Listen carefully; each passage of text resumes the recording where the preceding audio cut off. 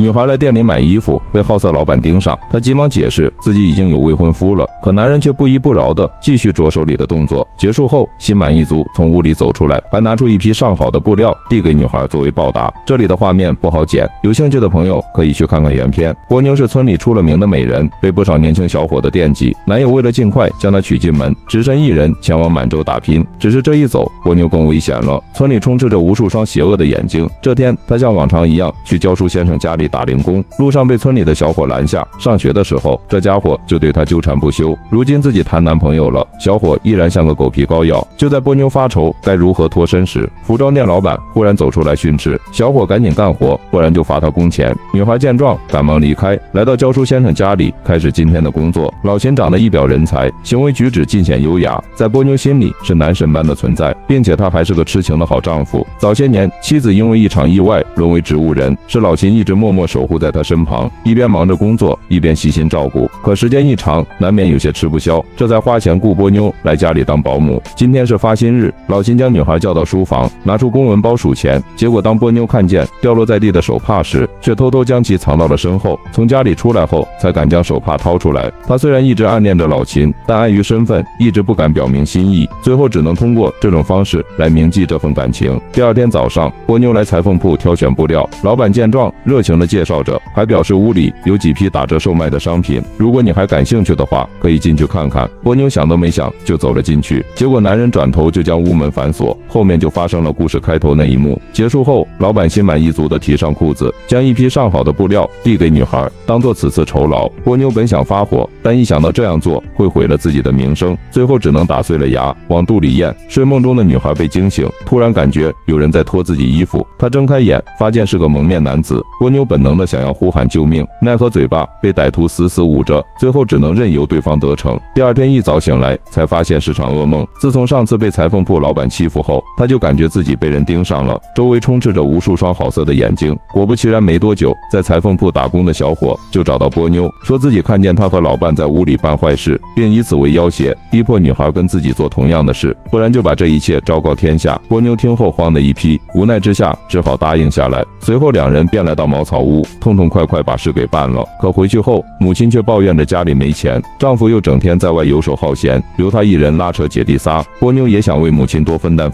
可她已经把这个月的工资上交了，实在是没办法。路过裁缝铺时，老板走上来打招呼，表示几天没见，波妞有点想他。女孩听后有些心动，为了赚钱养家，她决定再次出卖身子。于是波妞跟着男人进了卧室，然而还没开始，屋外就传来动静。她一听是裁缝铺老板娘，立马将自己藏在衣架后面。男人则见状，淡定地跑到外面拖延时间，最后凭借着花言巧语，成功将老婆支走。可当老板转过头来准备继续时，波妞却冒着大雨跑了。半路上遇到老秦，两人来到亭子下面避雨。男人拿出一笔自己刚出版的小说送给女孩，波妞开心坏了，连忙抱着书本回到家里。她先是将赚来的钱交给母亲，随后一个人来到屋里看书，可里面的内容却让她大吃一惊。原来只是一本低俗小说，写的都是些男女情爱之事，而表面上正人君子的老秦，实则也是个被欲望冲昏头脑的好色男。这天趁着妻子去医院复查的时候，他终于向波妞伸出了邪恶之手。两名壮汉掰开女孩的嘴巴，往里面塞了2颗神秘药丸，紧接着女孩就被带到房间里。走进来的是一个长相猥琐、手拿皮鞭的光头男。女孩名叫波妞，因为长相漂亮，成了村里男同胞们争相抢夺的尤物。上到文质彬彬的教书先生，下到裁缝铺的伙计，他们一个个都对波妞图谋不轨。母亲对此毫不知情，